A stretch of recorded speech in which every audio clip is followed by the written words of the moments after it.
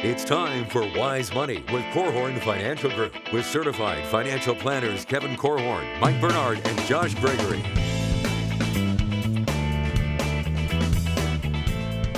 Welcome to another episode of the Wise Money Show with Korhorn Financial Group, where every week we're helping you take your next wise step in your financial life. Thanks for being here, friends. My name is Mike Bernard. I am your host. I'm also one of the certified financial planners on the program, and with me in the KFC studios, my business partners and fellow CFPs, Kevin Korhorn and Josh Gregory. When you reach age 73, and it's soon to be age 75, you're required to withdraw at least a minimum amount out of your pre-tax retirement accounts because they want to tax you on that income. So, are there any things that you can do to reduce or avoid that requirement? We're going to cover that and many other questions on today's show. That's right. That's right. If you have a question for the program, we'd love to hear from you. You can submit them in a few different ways. Call or text 574-222-2000. That's 574-222-2000. Online, wisemoneyshow.com. There's a spot where you can submit a question right there. It turns into an email, comes right to me, goes into the queue. That's how it all works. You didn't ask, but I just told you. And then all over social media, wherever you're at, we are there as well. You can submit questions there. Most of the questions come on the YouTube channel.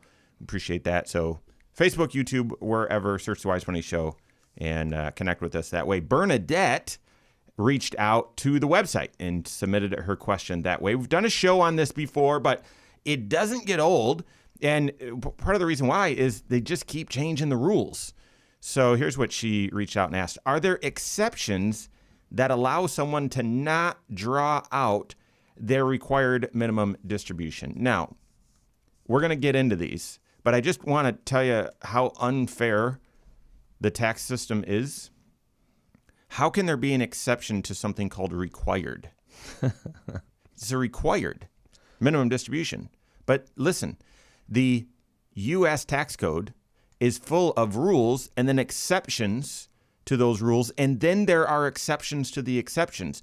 This is the most complicated tax law system on the entire planet. And if you think that is confusing, wait till we tell you how the insurance world works. Okay, can I just for context, most insurance policies are written where they say, we cover nothing, except we'll cover these couple of things. Except we won't cover these couple of things. That I'm not lying. That is how your homeowner's insurance is written. That's how your auto insurance. We will cover nothing except for these couple things. Except we're not going to cover these couple things. So, all right, that's a tangent. Okay, are there exceptions that allow someone to not draw out the required minimum distribution? There's a few. Let's get into it. Well, do we need to unpack and remind people what in the world these required minimum distributions are? Because that is jargon, if there ever was such a thing. And it may not have even applied to you yet because you're in the accumulation stage of life. You're building your retirement nest egg for the future. And maybe you haven't even given that much thought to down the road, someday you're going to start living off of this money. And you may not even realize that the government is actually going to force your hand at some point. And that some point is now age 73. It is increasing to age 75 in upcoming years here. But at age 73, all the money that you've been accumulating, let's say in your 401k, or maybe you have a traditional IRA, and you've been using that as an investment vehicle because it's a tax shelter for you. It allows that money to grow without being interfered with, I'll say, by the IRS. You're not having to pull out chunks of money from that account to pay some taxes along the way as it's profitable, as it's growing, that kind of thing. And unfortunately, though, you don't get to have that shelter forever. Eventually, the government wants to tax you on that money. And so at age 73, there's a calculation that's done every single year. It has to be redone every year, because the divisors change and your account balances change and whatnot. But every year, a minimum amount has to be pulled out. And that income that's coming out to you has to be reported on your tax return. And that's the whole point, right? The government wants to eventually tax those dollars that have been out of their reach for so long. But as you point out, Mike, even though it's called a required minimum distribution, there have been some, I'll call them loopholes or ways to kind of dodge a little bit of the taxation on this. And that's what you and your certified financial planner need to be strategizing over. You need to be having a conversation every single year on, hey, I've got this money that I've never paid tax on. I need to live on some of it, and there may be some other things I need to do with this money. How do I do it as tax efficiently as possible? Now, know that it stands for required minimum distribution, not required maximum distribution. So a couple of things to point out. If you are already in retirement at or after age 73 and you're drawing a chunk out of your pre-tax retirement accounts to supplement your other income, if that amount exceeds your required minimum distribution, then great, you've covered it. I have some people where they're drawing a certain amount out and then they get this letter from their IRA company saying you've got to take this required minimum distribution, and they take that out too, where you've doubled, you've kind of taken twice as much or significantly more than what you need to. No. And then it's also not a so I guess I would just leave it there. That make sure you're working with your CFP. You're doing that calculation every year. And if you are already pulling enough out, you're fine. Don't worry about it. It's the folks that, no, we don't need to pull this money out. We've got enough cash flow coming from dividends and pensions. Maybe if we were fortunate and have Social Security. We don't need this money. And yet I'm required to do it. What are some ways to get around it? Well, you jumping in? Yeah, I mean, there is one. There actually, I'm going to say there are two retirement plans that don't have a required minimum distribution. Yep. Do you agree? Yeah. Which ones would those be, Josh? The Roth IRA. Whoa! Nice job. We love that one. Yep. But also a 401k if you're still working for that employer. Oh, he's good. Right? Yeah. So one way to avoid having to pull money out of these accounts is have your money in accounts that don't have that requirement attached to them. We talk about the Roth IRA all the time, right? This is one of the things we love about the Roth IRA because the government isn't forcing your hand. They're not making you pull money out at a certain time. And it's because there's no financial incentive for them to make you pull the money out, right? Because they're not going to get to tax you on those dollars on the way out of the Roth IRA. Some people believe and have thought for a long time they're going to change the rules on the Roth because they want you to draw the money out and put it in some place else where it can be taxable. They haven't been that cruel just yet. So yeah, you can keep working. You can keep working. If you have a 401k and that's where the bulk of your dollars are, you can just keep working. That's not the typical strategy. Most people don't love that idea, especially as they push the age back. That becomes less and less realistic, although to each their own. And we've certainly had clients, great friends who've said, yeah, I'm going to keep working because I don't need this money and I like what I do and whatever. So, and then the other strategy that you mentioned is having as much of it in Roth IRAs as possible. One of the strategies that we love is contributing to Roth IRAs, Roth 401ks, doing Roth conversions so that by the time you get to age 73, you have very little, if anything, left in pre-tax retirement accounts. So therefore, no RMD, or your RMD is so small, it really doesn't move the needle on your tax picture. I'm not a fan of having all your money in a Roth IRA. No? Are you? Depends on the situation. Well, dude, if you did, it wouldn't be a bad thing. Well, it could mean that you paid more taxes than you had to. It could mean that. Do you know why? Why? Because money in a Roth IRA has already been taxed. Correct. So you paid tax somewhere along the line, either when you earned it and contributed, or maybe you did the Roth conversion idea that Mike was talking about.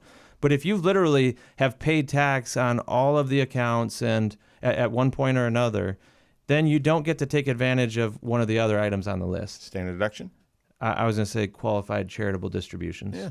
If in retirement you are charitably inclined, you support your local church, or there's an organization that you just believe in their mission and you're giving to them regularly, there's a way for you to actually give without paying any tax on the distributions that come out of your IRA. You can send money from your IRA directly to the church and have it not even counted as income on your tax return. It's called a qualified charitable distribution. Now, that hasn't been around forever. It still feels fairly recent to me. But the point is, it's a way for you you never paid tax on those traditional IRA dollars. And if you send them off to the charity because you were going to anyway, then you also don't pay tax on the back end either.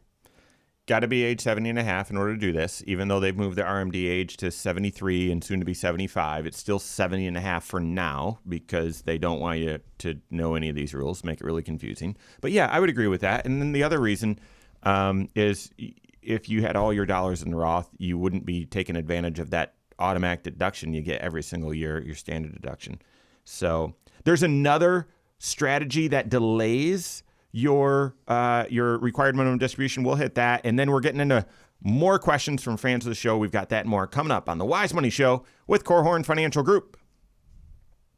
Hello, YouTube. Thanks for being here. This is the Wise Money Show. What you're watching right now is our weekly 1-hour talk show that airs right here on this channel, 10 a.m. Eastern Time, every Saturday morning, also on podcast at the same time, and also on a couple local radio stations at the same time as well. Lots of other content, though, right here on this channel.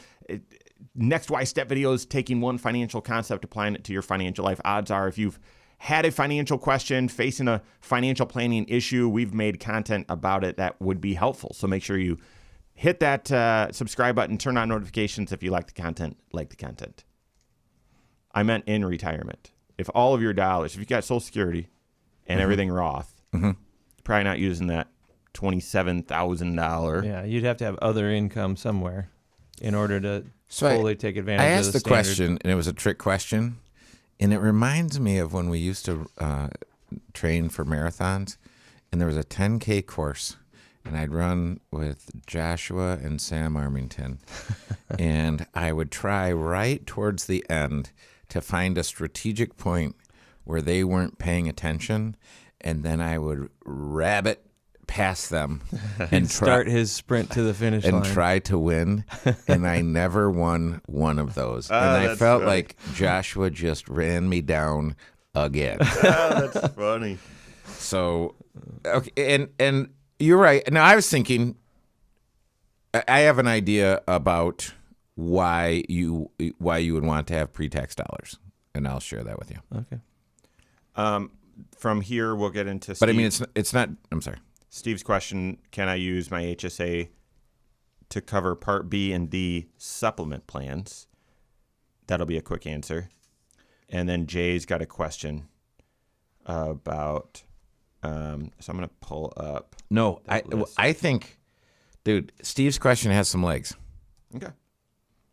Because there's some gimmies and some gotchas. Yes. But as they say in country music, where there's a Willie, there's a Waylon.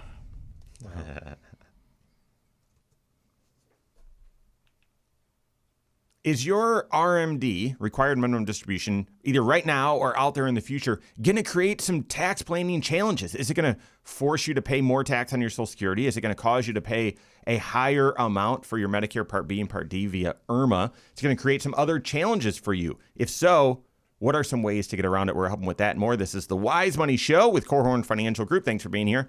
My name's Mike Bernard. With me in the KFG studios, Kevin Korhorn and Josh Gregory. Every episode of the Wise Money Show is on podcast. Wherever you listen, go search the Wise Money Show. Subscribe to it there, follow it there, and then rate the program wherever you listen. We appreciate that. We're hitting nothing but questions from fans of the show. First one's from Bernadette. Hey, are there exceptions to the required minimum distribution? After taking a tangent on how crazy it is that there are exceptions, we then are sharing them. You can keep working, and if you keep working and you have a 401k that has pre-tax dollars in it at your employer, you're exempt from an required minimum distribution as long as you're still working. Once you stop working, then that will start again. Roth IRAs, there's no required minimum distribution on those. By the way, if you inherit a Roth IRA from a non-spouse, you've got to withdraw that entire account within 10 years. You've got 10 years to draw it out. So, yeah, not a required minimum distribution per se, but they don't let you just leave the dollars in an inherited Roth forever. Qualified charitable distributions are another way to, they count towards your required minimum distribution requirement. RMDR. That's not a thing, by the way. And then the last one is something called a qualified longevity annuity contract. We're not experts in these either. Essentially, what it means is you can take up to a certain amount per person and throw it into this insurance contract that has all sorts of restrictions and limitations, and it allows you to delay or avoid RMD on those dollars, but only those dollars, because you're giving up all control, essentially. You're giving up a lot of future potential return and all that for a fixed promise by that insurance company to say, once you turn age whatever, 80, 85, we're going to start paying this thing out to you over your entire life. So $5,000 a month, $10,000 a month, whatever. And what happens if you pass away while that thing's paying out? Well, if you didn't structure it correctly, you lose. The family loses. The insurance company keeps the money, right? A lot of these now do have a provision where there is a beneficiary, but that means your payment's a lot less, the interest is a lot less. And so I don't know. They're a tool. I think they're great for people that like complexity. Yeah. So here's and I'm going to back up for just a sec here, Mike. So what's the issue with me? Okay, so I'm working, and I say I work till 75, and then I think, all right, I'll just leave the money in the retirement plan, and let the retirement plan automatically do the required minimum distribution, which they'll calculate it and do it. Are there any potential issues with that? Yes. Do tell. Oftentimes, and there's some rules have been changed with this recently, but you don't have a lot of control over tax withholdings on those dollars. And I like that. And so I was serving someone, a friend now, who actually said, yeah, I like what I do. This is back when RMD was 70 and a half. And he's like, I'm going to keep working. I don't need the money. I'm going to keep working. He finally retired at 74 or 75, and very conservative investor. We would call him a saver as opposed to an investor, and had his 401k all in a stable value fund, which really work until they don't and can be complicated themselves. And so we're reaching a point where, listen, you don't need that money in a stable value fund. There's some other options, blah, blah, blah. And plus, when you retire and this RMD starts, you're going to want some unique tax withholding on these dollars, and you're not going to have any control over it. And he's like, I don't believe you. And very politely said, I don't believe you. Mm-hmm. And sure enough, next meeting came in and said, yeah, I called, and yeah, you're right. I can't change my withholdings at all. It's locked in. Okay. So even stranger, we started working with some folks, and she took over things for her dad because dad couldn't take care of things anymore. And he had a 401k with several $100,000 in it. And the required minimum distribution was calculated, and they sent him the percentage. They sent it from both the pre-tax and the Roth. So he was taking a required minimum distribution from the Roth portion of his 401k. Used to be required up until right now. If you had Roth dollars in an IRA, no required minimum distribution. But up until the Secure Act 2.0, if you had Roth dollars in a 401k, still had to take an RMD. It's not counted as income to you, but Correct. the point is you're draining an account that you would love to leave intact and let it continue to grow tax-free. Right. He didn't need to take money out of the Roth side of his financial life. Yeah. Right. Yet it was forced out. Yeah. Isn't that crazy? Work with your certified financial planner. And the big idea is not just, hey, what are these rules? And yeah, that's pretty interesting and complicated. No. Do the proactive planning all along your financial life. And if you haven't been up until now, then get started right now. It's going to sound terribly geeky, but it is wildly helpful. A multi-year tax projection, or basically looking right here from where you are right now and looking out and projecting out, what will my tax picture look like next year and this year, next year, and the year after that, and so on. And you might say, well, I don't know what my income will be. I don't know what tax rates will be. How helpful will that be? Well, actually, there's a lot you do know. And you can make an educated assumption on most of the other things, and at least maybe not paint an exact reality, but at least get an idea. And that's going to help shape your decision making today and give you more confidence in the choice, whether you should go pre-tax, Roth, or take some measures to help minimize and avoid RMD out there in the future. All right, next question from fan of the show. Let me get it queued up here. Is Kent says from Steve, left on the YouTube channel. Can the HSA be used to cover Part B and Part D Medicare supplement plans? An A plan or a G or an N? Okay, now wait a second. I just want to be super clear because this is confusing. There's parts and there's plans. And to make it really confusing, they labeled them with letters, both of them, whether it's a part or a plan. Okay? So Part A, Part B, Part D, Part C and Part D, those are parts of Medicare. Okay? So Part A is your hospital coverage. Most people pay that while they're working. There's no extra fee when you're retired for most people. Part B is your doctor visits, all that sort of stuff. And there is a charge for that, and that charge is based on your income from the prior year. That's right, from 2 years ago. Part D, I skipped C. Part D is your drug plan. That's the only letter that makes sense. That's your prescription plan. And then Part C is a completely different version of Medicare altogether, where you've got Part A, you pay the Part B premium, and maybe Part D, but you go with Part C. And that is bundles it all together. Bundles it together essentially with the aid of a private insurance company. Mm-hmm. Those parts, okay, you might then need a supplement plan, especially if you're doing Part A, B, D. You're adding a supplement plan, which a lot of people use G or N, something like that. Part B and Part D, you pay for out of your Social Security. There's no choice. It's when you start turning on your Social Security, they're going to deduct the payment for Part B and Part D right out of your Social Security check. Your supplement plans, you're going to pay out of pocket. But here's the confusing thing. It is an eligible use for your HSA to reimburse yourself for your Part B and Part D premium. You're allowed to. That's eligible HSA use, and that's good news. It is not allowed for you to pay for your supplement from an HSA, even though that payment's out of pocket. I'm not making this up. I quit. Yeah, you wonder why. Like, is that just an oversight? They just never got around to making the rules consistent or what? But yeah, I'm saying the rules are made by people who don't live this stuff. I completely agree, Kevin. Because if you were living this stuff, you'd say there's no way. I'm going to simplify this and make it so that a reasonably intelligent, logical person could figure it out. And right now, you can't. You can't use deductive reasoning to get to the right answer. You just have to know what the answers are. Yeah. So you can reimburse yourself from your HSA for your Part B and Part D premiums. You cannot use your HSA to help cover any supplement plans. Now, what else can you use your HSA for in retirement? We've got that list and more coming up on the Wise Money Show with Korhorn Financial Group.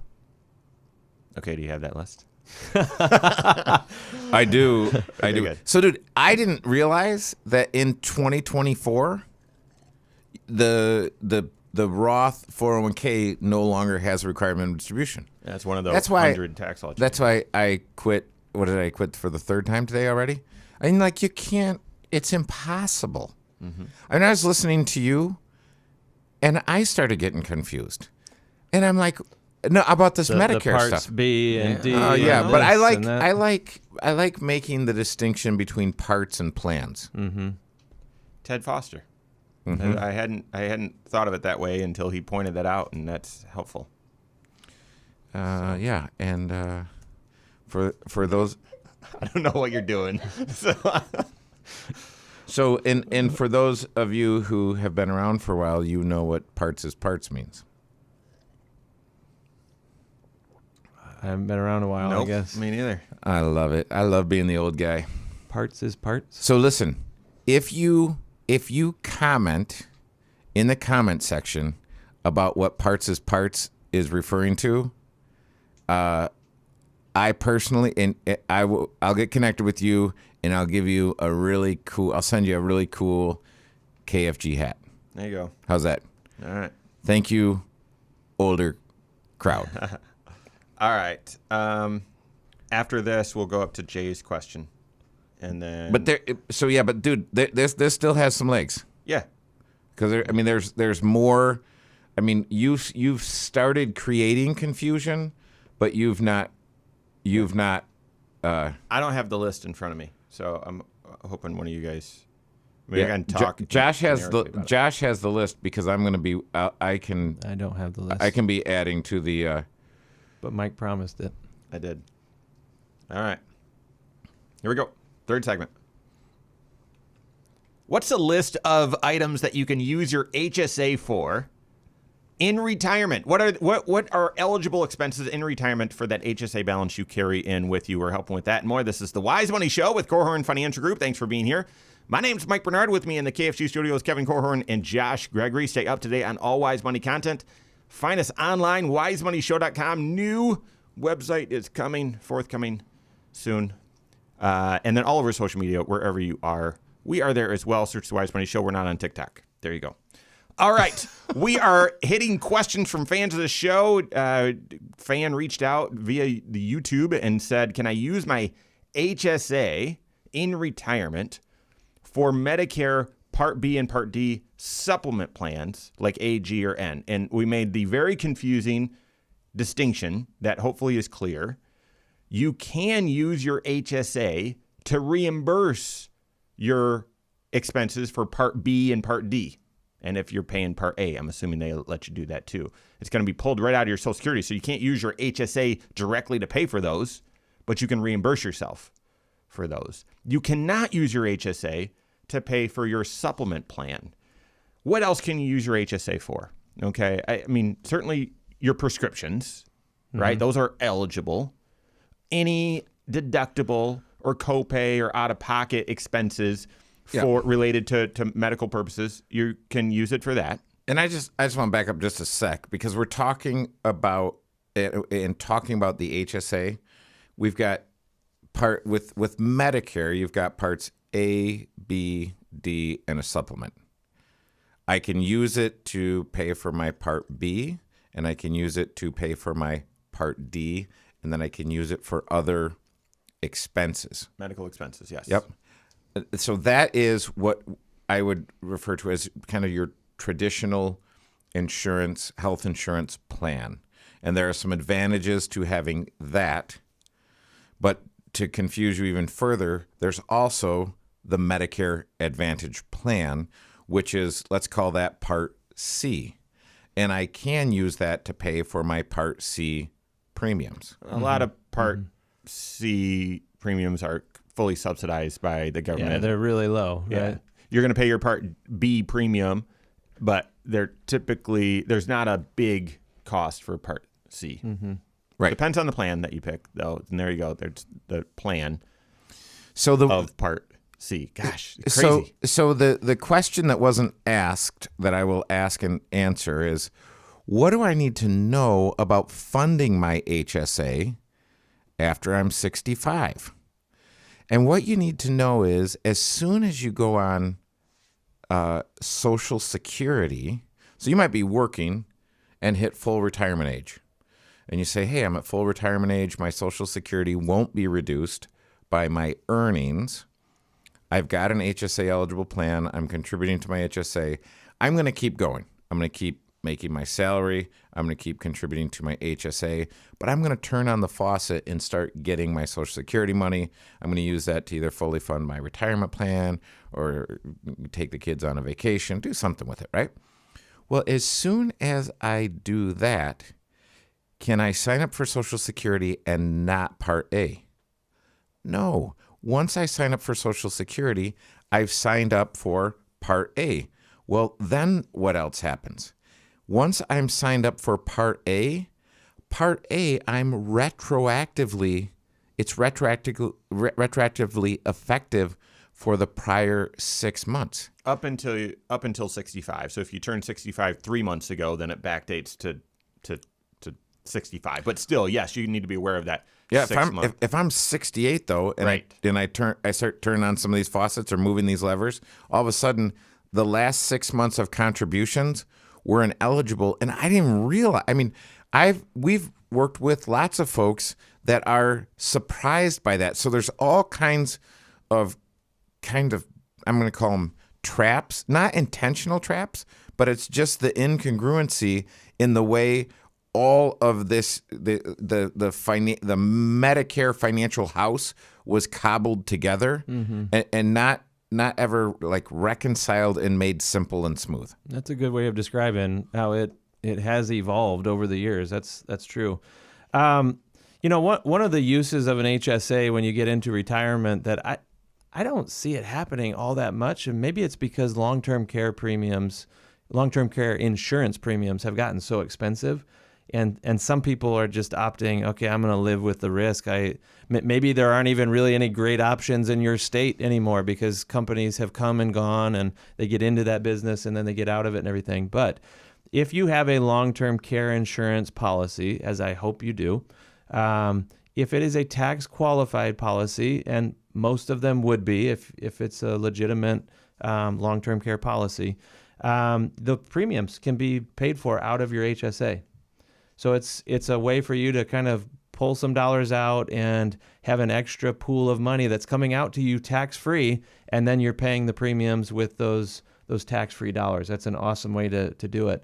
Another one, and many of you are planning ahead for this down the road because you've heard of the shoebox method with the HSA. It's something we haven't talked about in a little while, but over the years of your working career, if you are contributing to an HSA and you're actually investing the money in that HSA, treating it like a tax shelter, an investment account that can grow for the future, you can pull money back out of that account down the road to reimburse yourself for medical expenses that you've incurred out of pocket along the way. So maybe you wrote the check to pay for a prescription instead of using your HSA back when you were 34 years old. Yep. Someday when you're 74 years old, you can pull money out of your HSA to pay yourself back for that. And we call it the shoebox method. We didn't come up with that term, but it's a way of, the theory is you're keeping all your receipts, maybe in a shoebox. Maybe you have a spreadsheet or something digital, but the point is you've got to have your documentation in place in case you're ever called into question on, okay, were those distributions out of the HSA actually tax qualified? Are they actually going to be tax free? Well, it depends on if you've got legitimate medical bills to offset them. That's right. Obviously, lots of planning around that HSA. How do you use it? Should you max it out? Should you shoebox? So work with your CFP on that. Next question here comes from Jay. Hey, I need some help on the topic of Roth IRAs. My wife and I recently both got promoted, and now our income is nearing the limit for making a Roth IRA contribution. We may possibly be over. So far, we've been dollar cost averaging into our Roths. Should we do something with the contributions now, or wait and see if we need to do some adjustments when we have a better sense of what our income is for 2023? Or should we just start contributing to a traditional now? Great questions. I know how I would attack this, guys. What are your thoughts? Yeah, so when your income goes too high and you can no longer contribute directly to a Roth IRA, you may still have another option available to you, and that's in the form of a backdoor Roth contribution. And I say you may have it available. You would have it available. It's just you might not want to use it if you've got lots of other traditional IRA dollars already built up. But here's the strategy. You contribute to a traditional IRA, but you don't take a tax deduction. You don't write off that contribution. So it would be after-tax money going into the traditional IRA, and then you immediately convert it into a Roth. And so it's like a two-step contribution almost. Has to be two steps based on the rule. That's right. Yeah. So we call it a backdoor Roth. It's kind of a loophole that a lot of people have wondered if they'd be closing that up. But to me, doing a backdoor Roth IRA, like this should be one transaction each year that you do. It has to be two. Well, okay. But I see what you mean. I mean, don't contribute a little bit every single month and then do a conversion, all in one shot. For sure. Write one check or make one deposit into your traditional IRA and then convert it immediately. And after the money's into the Roth IRA, you could trickle it into investments from there if you wanted to. If it's important to you to be doing the slow, steady entry into the market or into your investment game plan, that's fine. But the act of getting it into the Roth IRA, when you can no longer contribute directly, it needs to be more planned out. You need to build up the cash, be able to do this all in one shot. That's what your certified financial planner can help with, the logistics and the game plan on that. I've seen this happen. And so kudos, Jay, for being aware, because this rule is confusing.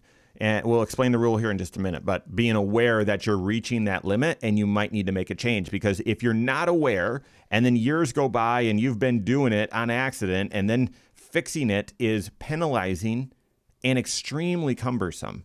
So we're going to explain the rule and then a couple more takes on that. So we've got that and more coming up on the Wise Money Show with Korhorn Financial Group. Okay. Yeah, up to Patrick's, and we'll probably be able to end on that one.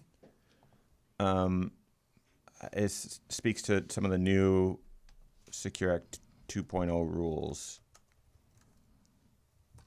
And the answer is it's from your employer. It's not total income. Okay, so let's. So this segment, we're going to number. It's 4. Whoo, landing the plane, as they would say. That's right. Effective 2024. Okay. What's that? All right, here we go. So there's a little bit more, as Kevin would say, that Jay's question has legs to it.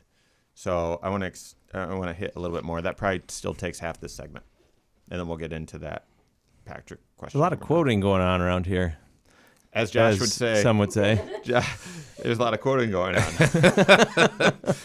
Famous last words by Josh. There's a lot of quoting going on around here.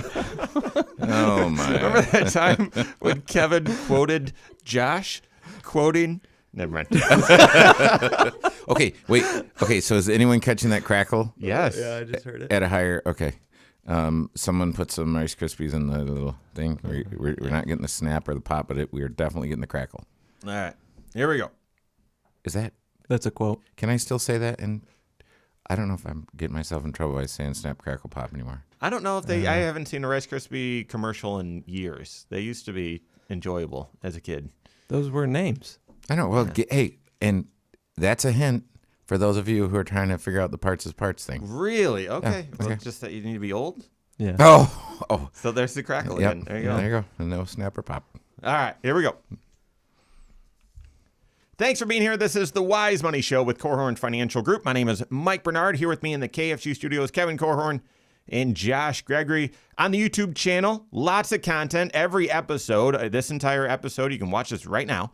And all past shows are right there. And I think we're over 1,000 videos now in the entire library from all the additional content that we post there all throughout the work week. So make sure you go to YouTube, search the Wise Money Show, subscribe to it there. 31,000 subscribers, something like that. And lots of content there to help you take your next wise step and take a comprehensive view at your financial life, seeing how the seemingly disconnected parts of your financial life are actually connected and how they bring about greater decision making.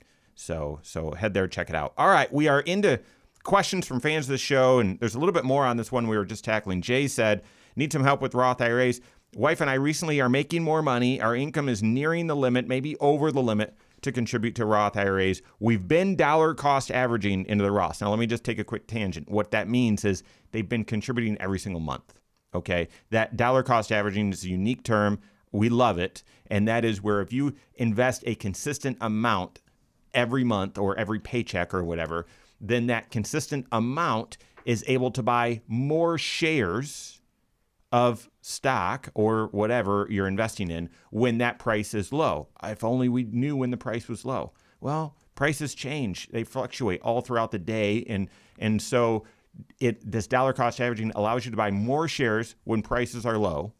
And therefore, over time, there's a benefit to that. That's dollar cost averaging. So should we continue doing that, or should we make a change? Josh was talking about if you do make more than the limit, you may want to consider doing a backdoor Roth strategy.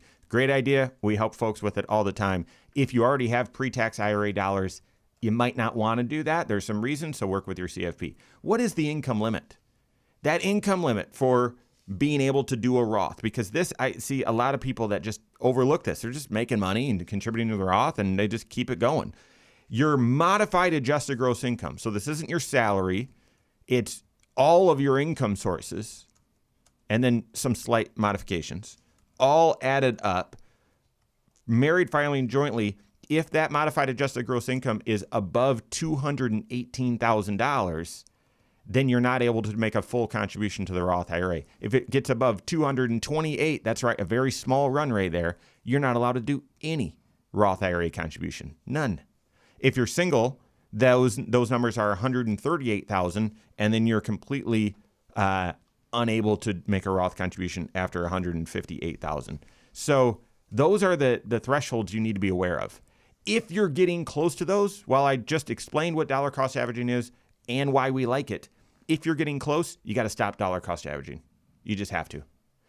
If you already have pre-tax IRA dollars, you might not want to just immediately say, well, I'm close, let's do a backdoor. Instead, I would build the cash up, and you have up until April 15th of the next year to make your contribution for last year. So this is where I would have you working with a CFP that's doing tax planning and get your tax return essentially done, just not filed, and see exactly where you stand. And if you stand below, or maybe you can do some things to make sure your income falls below, then you're eligible to do the Roth.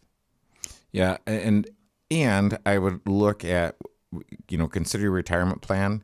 Is there a way to leverage that tool to either put money in pre-tax to lower your income, or just say, all right, I used to be able to make a Roth contribution. I can't make a Roth contribution anymore, but I can still put more money in my retirement plan. We'll put that more money in the retirement plan on the Roth side. So there's all kinds of options. There's another, if you have an HSA eligible plan, you could use that to lower your taxable income. So I would look with your certified financial planner who's doing tax planning for you and say, hey, what levers do I have my hands on that I can move in one direction or another to either let my income float even higher or reduce my taxable income and keep my eligibility where I need it to be. One of our favorite strategies, tax shelter strategy. Now, this needs to fit within your overall financial life and make the most sense in your situation, but max out that 401k pre-tax.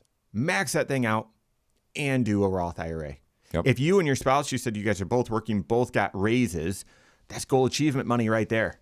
Mm-hmm. It's goal achievement money. So working with your CFP to say, well, what's our tax shelter strategy now that our income's a little bit higher, which could mean our taxes are higher, but also means we've got more money to go after our financial goals. What's that tax shelter strategy? Love, and when it makes sense, maxing out that 401k pre-tax and contributing Roth IRA.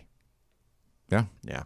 All right, next question here, a complicated one. This one comes from Patrick earlier in the year, but if you work for a company and make under $145,000, some of you are going to be lost by this question. We'll tie it up here in just a second. If you work for a company and make less than $145,000, but then you have second income or a side hustle or something like that, that increases your income above $145,000. For the company that you work for with the 401k, would you have to make your catch-up contributions to the Roth side of that 401k? All right, let me tie all this together. Here's what they're referring to. This is what Patrick's referred to. Okay, in the Secure Act 2.0, which was part of the omnibus spending bill passed around Christmas Eve, signed into law right at the beginning of the year, there were about 100 tax law changes, many of them wildly confusing and complicated, but ultimately gives you more choice. Well, this happens to be one where you don't have a lot of choice. Mm-hmm. This is one of the ones that we don't really love, and it's extremely confusing. And that is, high wage earners are limited in their catch-up contributions. Here's what we mean. Starting in 2024, individuals that make more than $145,000 in wages have to have their catch-up contributions to their 401k go into the Roth side of the 401k. So if you make enough, you make more than $145,000 where you might be in a higher tax bracket, this is the IRS's way or the government's way of saying, you can't deduct those catch-up contributions. Those have to go into the Roth. And let's make sure we're emphasizing this is related to the catch-up contribution. So Yeah. if you are under age 50, you're allowed to contribute to your retirement plan up to $22,500 this year. It goes up every year. But if you're over age 50, you're allowed to do an additional amount or a catch-up contribution. That's what we're referring to. It happens to be another $7,500. So those who are over age 50, as long as you earn at least 30 grand, you can save $30,000 into your retirement plan at work if it's a 401k or a 403b. But this gotcha now, this new rule that's come into play is they're limiting your ability to contribute that catch-up contribution, the extra dollars, the $7,500. That has to be Roth if your income goes too high. So we actually did, I think, a full segment on this early when it came out where there weren't all of the interpretations yet. And they're still working on interpretations because one, I'll just take a quick tangent. If your 401k doesn't have a Roth contribution feature, apparently there is no catch-up contributions are allowed, period, whether your income's above or not. So there's still some interpretation, some stuff they got to work out here. But here's the thing. It's $145,000 of income last year. That is what limits or influences your ability to make pre-tax or required Roth catch-up contributions this next year. So it's last year's income, and it's from that plan employer, that plan sponsor. Therefore, to answer your question directly, Patrick, no, your side income doesn't matter. It doesn't matter. You can have a whole bunch of side income. You know what? You could even have a third hustle or a fourth hustle, whatever, from that employer where you've got that retirement plan, where you're a plan participant, that plan sponsor, your income needs to be below $145,000 last year. There is a potential loophole if you change employers. And I'm not sure if the future interpretation, future language will close out that loophole or not. But as it's written by Congress, which they're not tax experts, they sometimes write it in a very backwards way, and IRS needs to fix it. But if it's looking at your income from that employer last year, and that's it. So we'll see. I mean, we're a couple months away from this actually happening. Yeah. And I look at all this stuff, and I was even thinking about what you can and can't do, and the record keeping expenses for retirement plans is going to increase. It's going to be more expensive to be a participant in a retirement plan. That's right. It is wild, all of these changes, 100 or so changes. We had a show recently where we talked about that, and gosh, if that's you manage the plan for your team, seek help. We are able to help if you'd like. So, all right, that is all the time we have for today. On behalf of Josh Gregory, Kevin Korhorn, all of us at KFG, have a great weekend. We'll see you next Saturday for the Wise Money Show with Korhorn Financial Group. Securities offered through Silver Oak Securities, member FINRA/SIPC. Advisory services offered through KFG Wealth Management, LLC. Doing business as Korhorn Financial Group. KFG Wealth Management, LLC and Silver Oak Securities Incorporated companies are unaffiliated.